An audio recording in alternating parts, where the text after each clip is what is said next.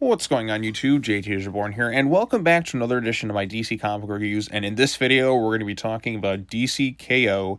issue number 1. That's right, this is the big, huge event that DC has going on right now. There's a lot of hype and speculation about this one. It's basically a big, huge, epic tournament between the heroes and villains to decide who becomes King Omega to face off against Darkseid. Now, we don't know who the final winner is. Solicitations, a lot of things are kept vague. Some things we kind of know, but then again, there's kind of some misleading stuff going on with that. We've seen some stuff at New York Comic Con where they're going to bring in other characters from other universes. Like I saw they have like Sub-Zero, apparently, Homelander, the fucking Annabelle doll from Conjuring, and all sorts of like Vampirella or whatever going to be coming in to train or do something in regards to the tournament. I don't exactly know. It just sounds kind of weird, wacky, and crazy. But in terms of a first issue, we have this one here written by Scott Snyder with Javi Fernandez on art.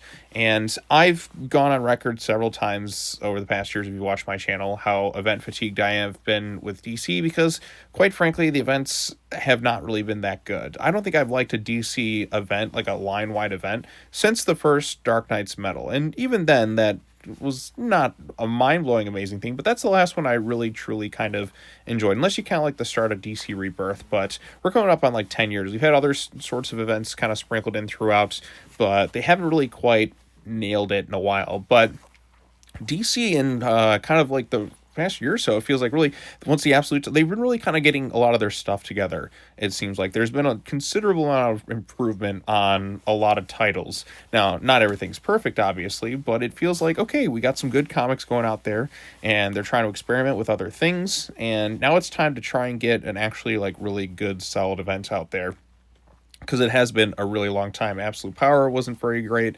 Beast World wasn't very great. What do we do? Lazarus Planet, Night Terrors. Oh, good God.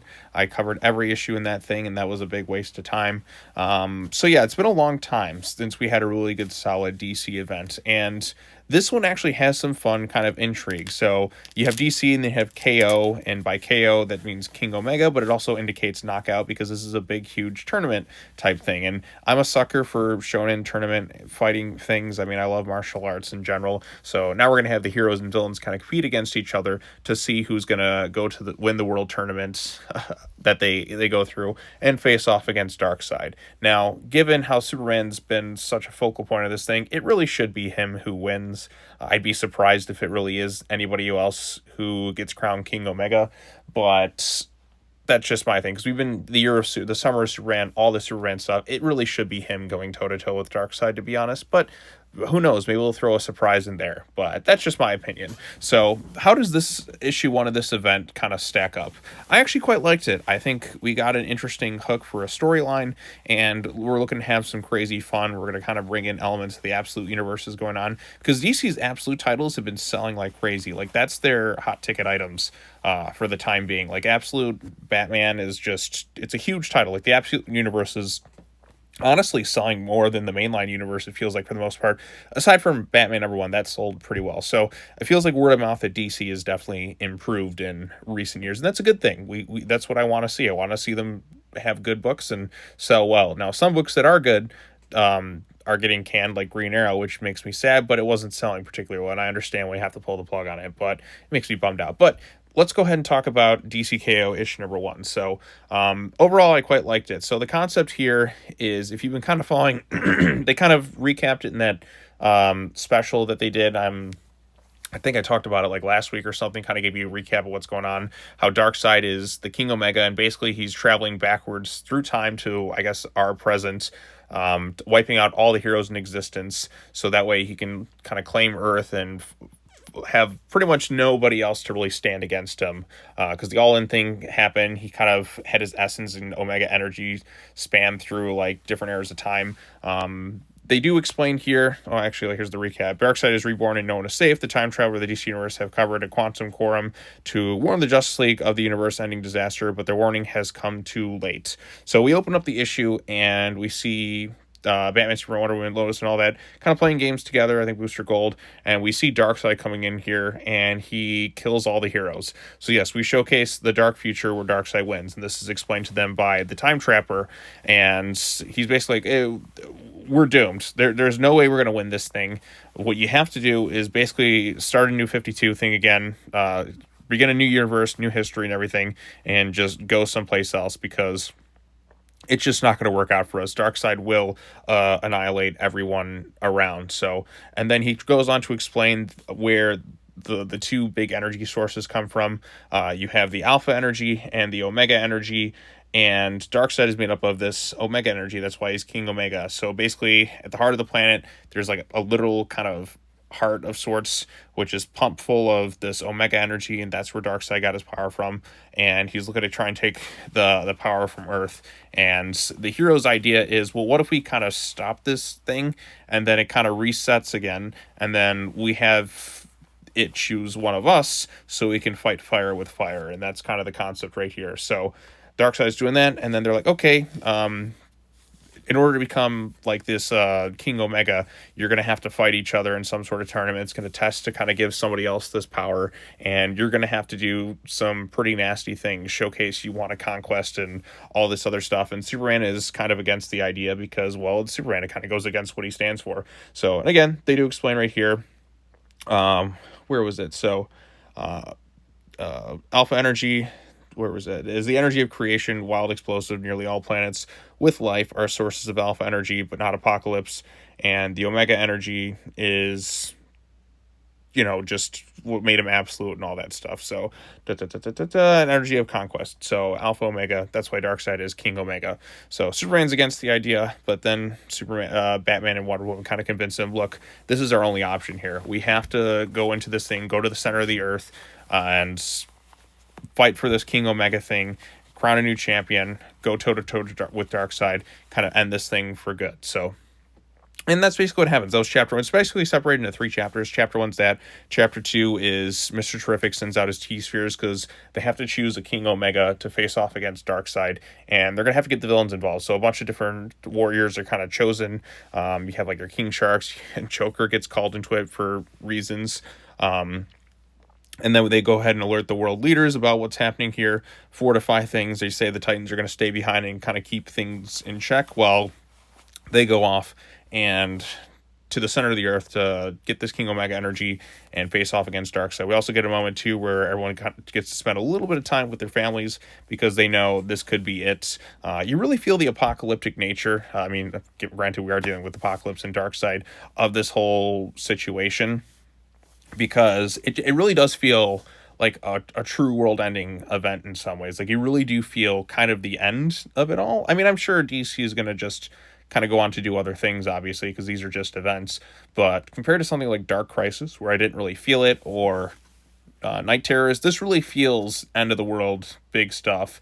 This is the big kind of like almost not like a grand finale sorts. Like, this feels like the stakes are reaching their peak at this point, and I don't know where else you kind of go from here with this whole Darkseid thing. But it's a cool thing. It kind of makes me think of the tournament power in Dragon Ball Super, where they have to fight and then to save kind of the universe or whatever in the tournament. So that's kind of what we got going on here, but a bit of a different concept and different. And it's not so much team focused. It is kind of individual and all that too. So they make their way into the center of the earth, and then they get to have their little games to kind of determine the 32 combatants. And not everyone kind of makes it out of this thing okay. The big surprise here is Batman actually doesn't make it through. The Joker kills him. Now, I don't know if that kills him permanently. Obviously not, because he's Batman. You're not going to kill him permanently because he makes you money. And Batman doesn't make it to the qualifications of the tournament because Joker stabbed him.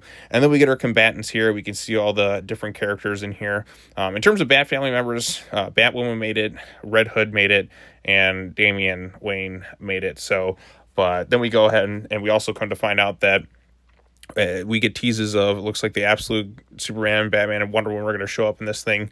And then, of course, Darkseid is secretly hiding amongst one of the characters because he's going to compete in the tournament. And they talk about how one of the heroes isn't winning this thing, and it looks like Darkseid might end up gaining more Omega energy by beating everybody down. So who knows where it's going to happen. But next issue, choose your weapons, get ready to fight.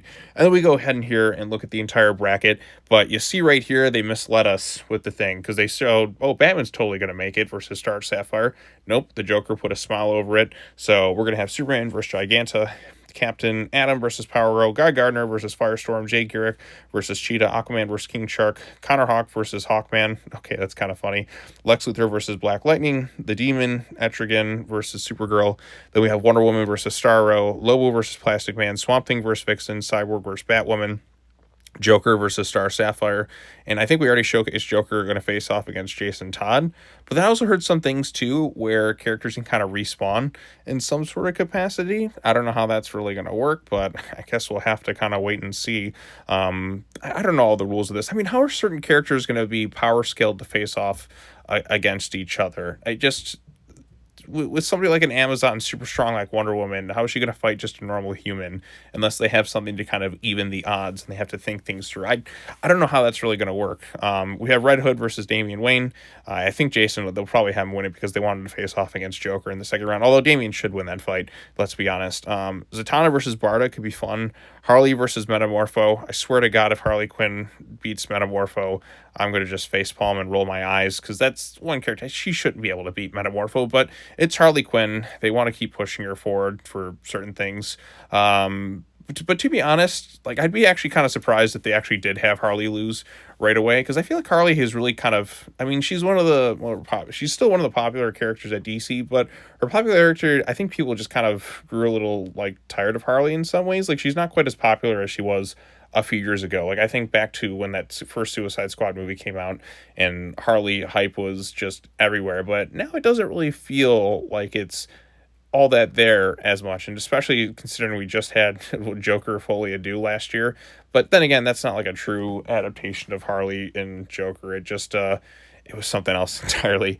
But all things considered, okay, we can also see the DC K.O checklist, and I'm already covering most of these books anyways. I think I might actually do it. I think I might actually cover this whole event that they going on here. You know what? I'm going to say it right up. I will cover this whole event because it's already leading into all the books I'm kind of covering anyways. Aquaman and Flash are just 2 editions for like a month or so that's not too bad. So I guess if I got to cover the whole checklist, I'm going to go through with it because Absolute Power, I just was like, no, I don't really need to. But this one, since I'm already like covering most of these books anyways, it's just adding like 1 or 2 extras. So it shouldn't be too bad. So yes, I will cover all of DC K.O. I don't know exactly when it's going to end. Is it just going to go into January or December or whatnot? Who knows? But all things considered, I thought DC K.O. issue 1 was pretty solid. It's kind of breaks things down.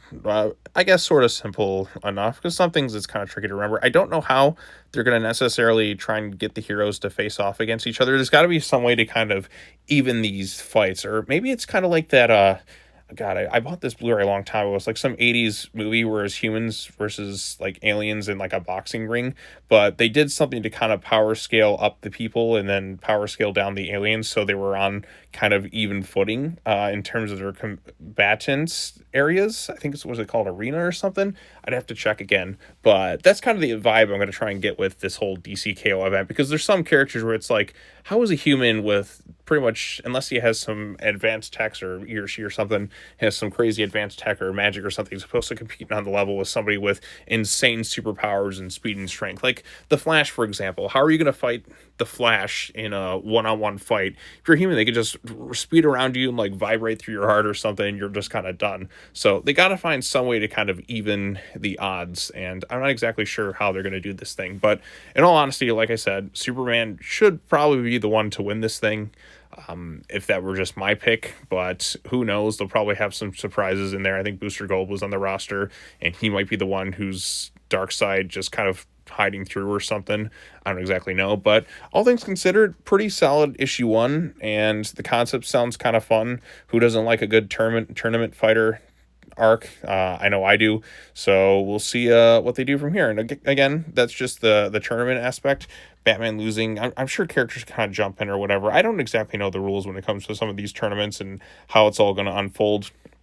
Because I remember covering the Lazarus tournament arc with Damian in the Robin book, and the rules of that were just kind of weird, bizarre, all over the place.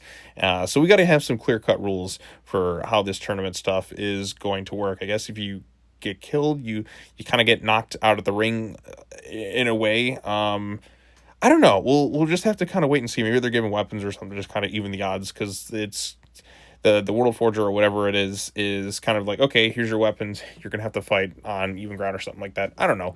We'll just we'll wait we'll wait and see what happens here. But what did you all think of DC K.O. issue number 1? Did you like it? Did you dislike it?